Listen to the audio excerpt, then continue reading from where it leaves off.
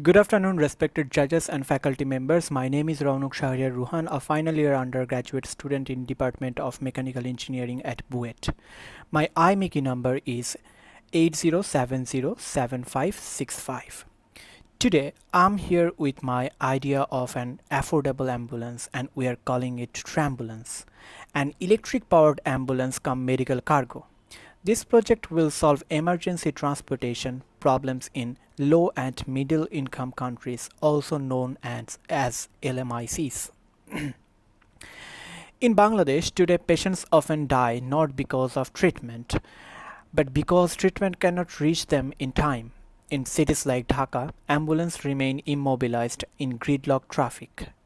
Imagine yourself as an elderly resident of Dhaka, living in a narrow, overcrowded neighborhood like Ajimpur and Hazaribagh or Arambagh for say. Suddenly, you suffer a heart attack. You need to reach hospital immediately. But ambulance cannot reach you. It's stuck in the traffic, unable to maneuver through congested narrow streets of Dhaka. Imagine another thing. In rural areas, the situation is even more dire, and ambulances are fewer in number, extremely costly, and often incapable of traveling across muddy, broken, and flooded roads. You are a farmer in North Bengal. While working in a paddy field, a snake suddenly bites you. You must reach hospital immediately for antivenom. But you don't know who to call and how to get an ambulance. Precious minutes slips away. If someone does accept your request, the cost is unbearably high. And even then the journey across muddy rural road will take a far long time. This problem is also personal for me.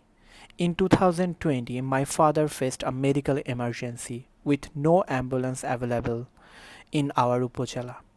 We had to take him to Rangpur Medical in a private car, a painful and uncomfortable journey for him.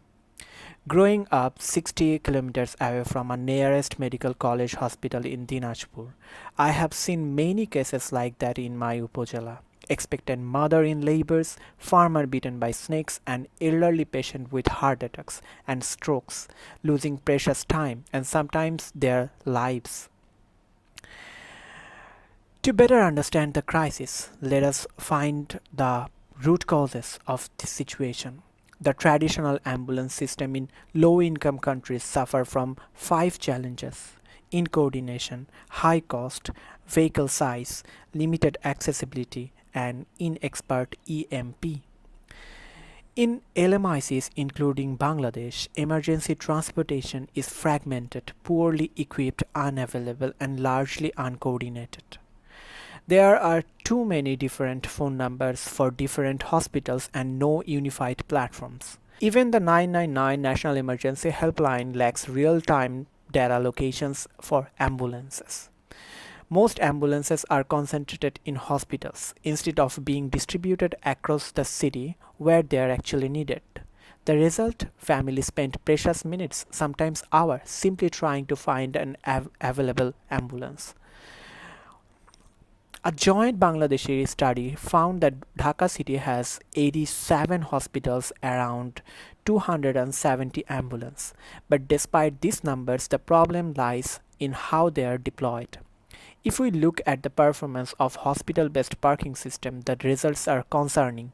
38 minutes response time overnight, 45 minutes on weekend, and alarming 85 minutes during rush hour. Our proposed solution is to establish decentralized outposts where ambulances are strategically positioned across the city, closer to the communities rather than concentrated at hospitals. The difference is striking. With decentralized outpost, response time improved to 24 minutes overnight, 33 minutes on weekend, and 47 minutes during rush hour. That represents a 44% improvement compared to the current system. This demonstrates the solution is not simply the adding more ambulance, is about creating a smarter, coordinated, and data-driven decentralized network. This system allows real-time ambulance tracking. The app would show driver details and contact information. It also ensures cost transparency, and app algorithm will use AI-driven route optimization to cut through traffic jam and to reach patients faster. It will integrate it to the familiar platform like Line 99 and Uber and Pathao, so that access is simple and immediate. We can follow India's Ola, Kenya's Flare national app. Models in India and Kenya have already proven that approach works. By adapting it to Bangladesh, we can drastically reduce response delay to save lives here too. Now comes number two problem, it is high cost. The cost of accessing emergency transportation is staggering. A brand new ICU-equipped ambulance such as converted Toyota Hiace can cost between 4 to 5 million taka.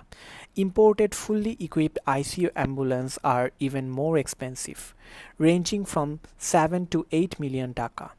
Even the simplest locally modified vans with just stretchers and oxygen cylinders can still carry a price tag to 2 to 3 million taka. And the financial barriers doesn't end with the purchase. Operating costs are also prohibitively high. A single ambulance ride in Dhaka can cost 2 to 5,000 taka, and depending on the type.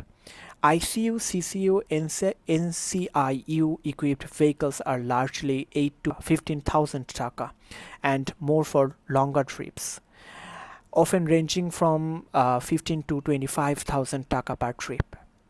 For LMIC's families facing a medical emergencies, these prices aren't just a burdensome, they are completely out of reach. The Trambulance breaks the financial barrier. Manufacturing cost is only 2.5 lakh taka. To put that a perspective, for one cost of Toyota Hiace ambulance, we can build 30 Trambulances.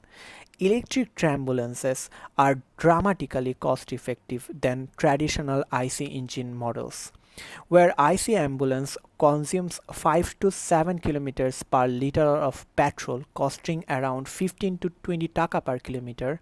Then we just need like 0.15 to 0.25 kilowatt per hour per kilometer, that is roughly 5 taka per kilometer. The cost difference is striking. IC ambulance require 35 lakh taka, whereas electric models can be deployed only 3 to 5 operational taka, costing nearly 90% saving in total cost. Now the third problem, vehicle size. Traditional van ambulances measures 20 feet long and 6 feet wide. They require minimum clearance to 9 to 11 feet, increasing the response time to 35 minutes. By contrast, the Trambulance is only 10 feet long and 4 feet wide, requiring just 5 to 6 feet of road clearance with 28-minute response time. This compact size reduces response time by approximately 20%.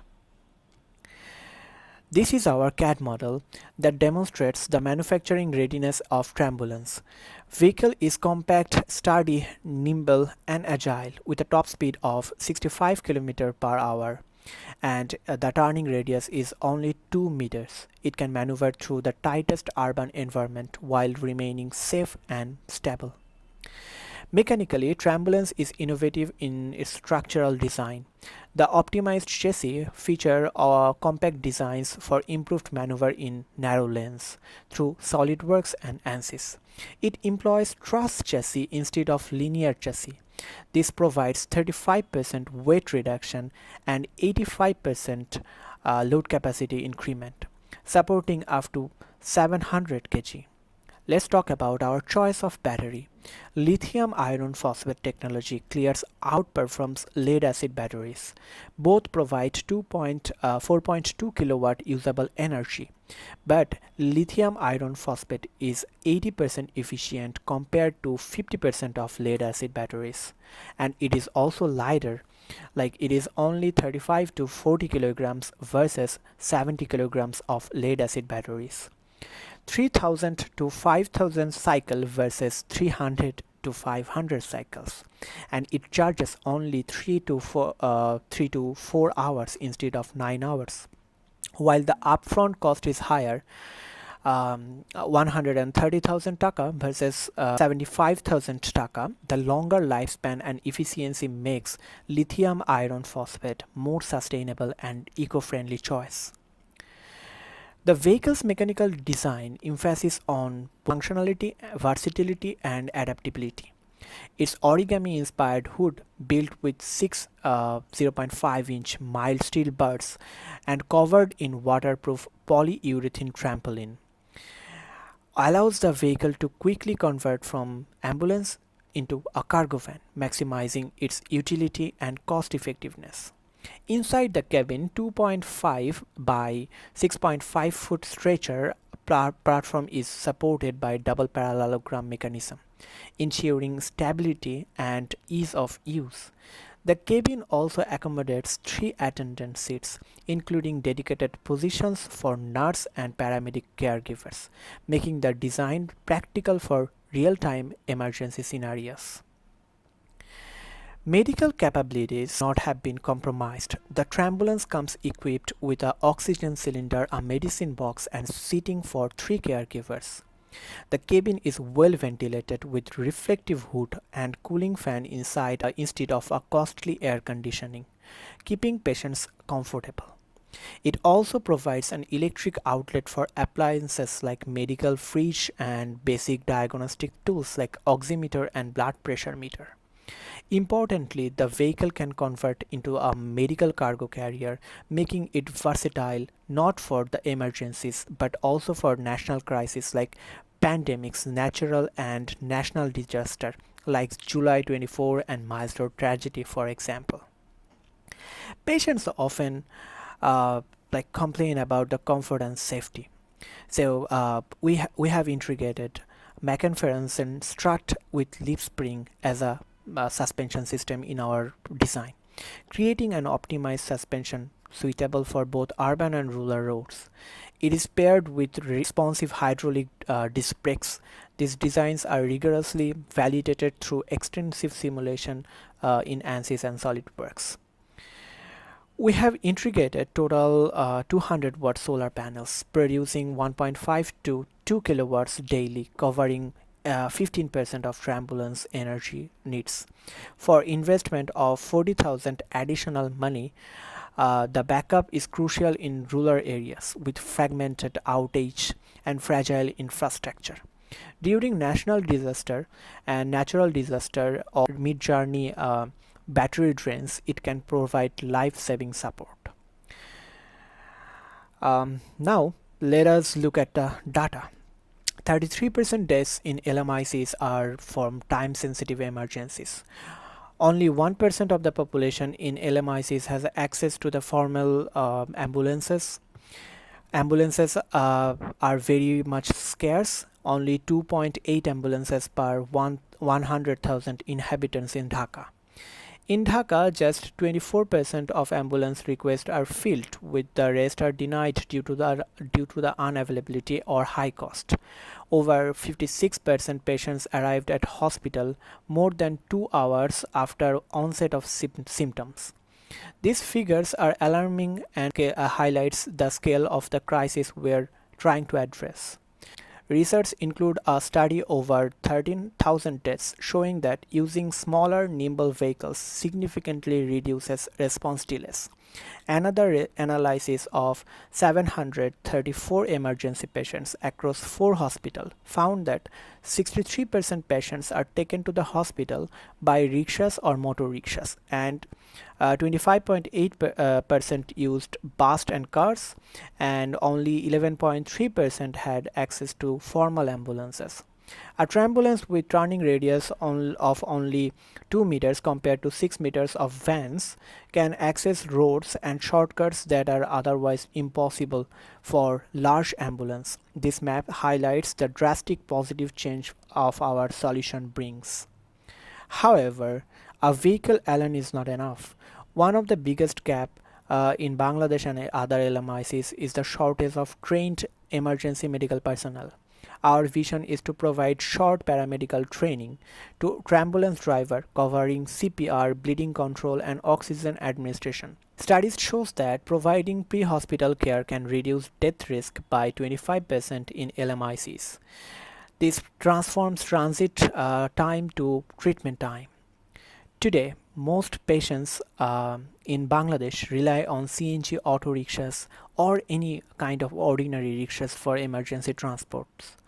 But these are unsafe, unstable, lack of suspensions, and extremely uncomfortable for patients. They have no medical equipment and their drivers are not that much trained for emergency situations. This is life-threatening compromise, and it is precisely that compromise that our ambulance seeks to replace. We are building not just a new type of ambulance, but a new framework for emergency response, a replicable model that can save lives across Bangladesh and other LMICs. Our long-term vision is ambitious, but yet achievable. Our models are affordable, breaking the financial barrier to the emergency transport. Number two, accessible, reaching places where vans cannot. Number three, safe and comfortable, ensuring patients are treated with comfort. And number four, scalable and data-driven, creating a connected national ambulance system. Although we begin in Bangladesh, the potential impact is global. Many LMICs face the exact same challenge like India, Kenya, Nigeria, and Latin America. Trambulance often are a replicable model that can also be adapted in other countries. Our work is built on strong foundation of research. A paper from University of Toronto helps us a lot. And we are also grateful to our academic supervisor, Professor Ehsan from Mechanical Engineering, BUET, one of the most dedicated minds in the field of automobiles. His Easy Bike project inspired us greatly and gave us valuable hands-on experience.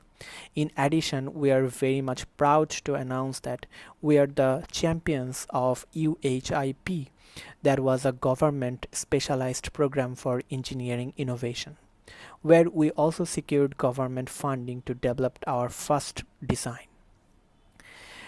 That concludes my presentation. I would be very happy and delighted to take any questions and suggestions you might have. Thanks, and thanks for your time and attention. This was Ruhan, and have a good day.